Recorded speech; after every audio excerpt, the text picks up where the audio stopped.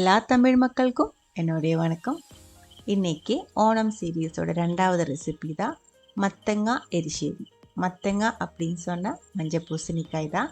மஞ்சள் பூசணி அதே மாதிரி தட்டைப்பயிறு இது ரெண்டும் சேர்த்து செய்கிற ரொம்ப ஸ்பெஷலாக இருக்கிற டேஸ்டியாக இருக்கிற ஒரு ஓணம் ரெசிபி தான் இந்த மத்தங்கா எரிசேரி. இந்த மஞ்சள் பூசணிக்காய்க்கு பதிலாக சேனக்கிழங்கு வச்சுட்டும் செஞ்சு எடுத்துக்கலாம். எப்படி செய்யலான்னு பார்த்துட்டு வரலாம். அதுக்காக 1/4 கப் அளவுக்கு தட்டைப்பயிறு நான் இங்கே எடுத்துருக்கு.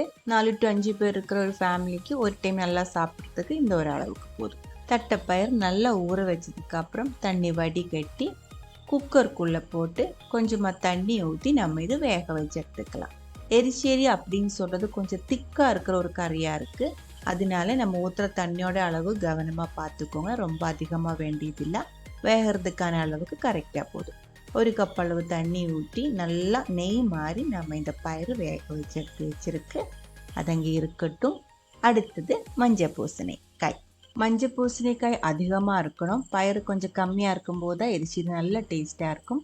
300 கிராம் அளவுக்கு மஞ்சள் பூசணி தோல் கட் பண்ணதுக்கப்புறம் கொஞ்சம் பெரிய பீஸாகவே கட் பண்ணி எடுத்துருக்கு.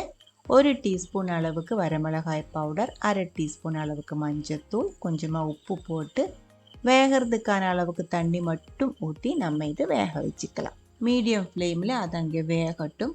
அதுக்குள்ளே அரைச்சி ஊற்றுறதுக்காக 1 கப் அளவுக்கு துருவன தேங்காய், 1/2 டீஸ்பூன் அளவுக்கு சீரகம், 2 பெரிய சைஸ் பூண்டு சேர்த்து தேவையான அளவுக்கு தண்ணி ஊற்றி நல்லா ஃபைன் பேஸ்ட்டை அரைச்சி எடுத்துக்கோங்க. அதுக்குள்ளே நம்மளுடைய பம்கின் வந்துட்டு நல்லா வெந்திருக்கு. நல்லா வெந்ததுக்கு அப்புறம் கரண்டி வச்சு இதே மாதிரி லைட்டாக அமுத்தி விட்டுக்கோங்க. ரொம்ப அதிகமாக மேஷ் பண்ண வேண்டியதில்லை, லைட்டாக கொஞ்சம் இதே மாதிரி உடைச்செடுத்ததுக்கு அப்புறம் நம்ம இதுக்குள்ளே வேக வச்சிருக்கிற தட்டைப்பயிறு ஊற்றிடலாம். உங்களுக்கு பயிறு பம்கின் ரெண்டுமே ஒன்றா சேர்த்தும் வேக வச்சு எடுத்துக்கலாம். நான் இப்போ 2ஆக தான் வேக வைக்கிறேன். எனக்கு இந்த மாதிரி வேக வைக்கும்போது தான் கரெக்டாக ரொம்ப டேஸ்ட்டாக தோணியிருக்கு. அதனால தான் நான் இந்த மாதிரி செஞ்சுருக்கேன். காரத்துக்கு தகுந்த மாதிரி 2-3 பச்சை மிளகாய், நம்ம அரைச்சி எடுத்து வச்சிருக்கிற தேங்காயோட மிக்ஸு எல்லாமே சேர்த்து நான் இப்போது கொஞ்சம் தண்ணி கூட மிக்சிக்குள்ளே ஊற்றி கலக்கி ஊற்றி இருக்குது. நீங்கள் தண்ணி ஊற்றும் போது பார்த்து அதுக்கு தகுந்த மாதிரி ஊற்றணும். ரொம்ப அதிகமாக தண்ணி ஊற்றிடுச்சு அப்படின்னா ரொம்ப நேரம் கொதிக்க விடணும், இது வற்றி வர்றதுக்கு. தேவையான அளவுக்கு உப்பு நான் இப்போ தான் போட்டிருக்கு, முன்னாடி எங்கேயுமே உப்பு போடலை. பயிர் வேக வைக்கும்போது உப்பு போடலை. நல்லா மிக்ஸ் பண்ணி மூடி வச்சு கொதிக்க விட்டுருக்கு. இடையில் 2-3 டைம் மிக்ஸ் பண்ணி விட்டுக்கோங்க. அதுக்கப்புறம் ரெண்டுமே நல்லா கொதித்து ஓரளவுக்கு வற்றி இருக்கு பாருங்க. இந்த மாதிரி திக்காக வந்துருக்கு. இந்த மாதிரி திக்னஸில் வந்ததுக்கப்புறம் இதுக்குள்ளே இன்னொரு இன்க்ரீடியன்ட் சேர்க்க வேண்டியது இருக்குது. பெப்பர் பவுடர் 1 டீஸ்பூன்லேருந்து 1.5 டீஸ்பூன் வரைக்கும் நீங்கள் சேர்த்துக்கலாம். நான் இப்போ 1 டீஸ்பூன் சேர்த்து கலக்கி டேஸ்ட் பண்ணி பார்த்ததுக்கு அப்புறம் தான் 1/2 டீஸ்பூன் பொடி சேர்த்துருக்கேன். இதே பெப்பர் வந்து முழுசாக இருக்கிற பெப்பராக இருந்தால் நீங்கள் தேங்காய் கூட வேணாலும் 1 டீஸ்பூன் அளவுக்கு அரைச்சி சேர்த்துக்கலாம்.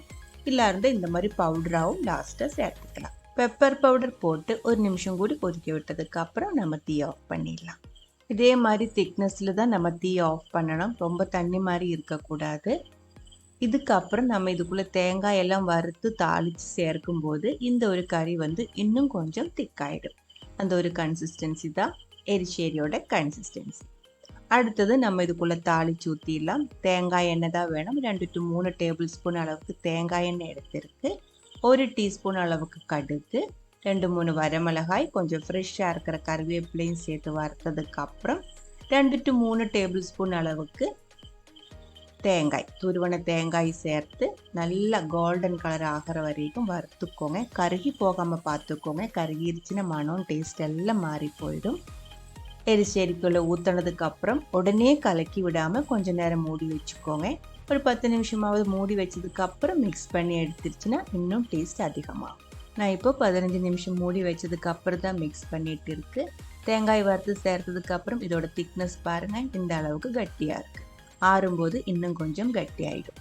சில பேருக்கு பயிரெல்லாம் சேர்க்கும்போது கேஸ் ட்ரபிள் இஷ்யூஸ் இருக்கும்.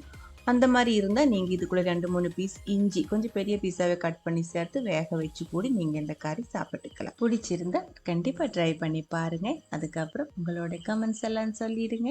இந்த சமையல் பிடிக்கிற ஃப்ரெண்ட்ஸுக்கு மறக்காமல் ஷேர் பண்ணி விட்டுக்கோங்க. அடுத்த ஒரு வீடியோவில் நம்ம உடனே பார்க்கலாம். அது வரைக்கும் வணக்கம்.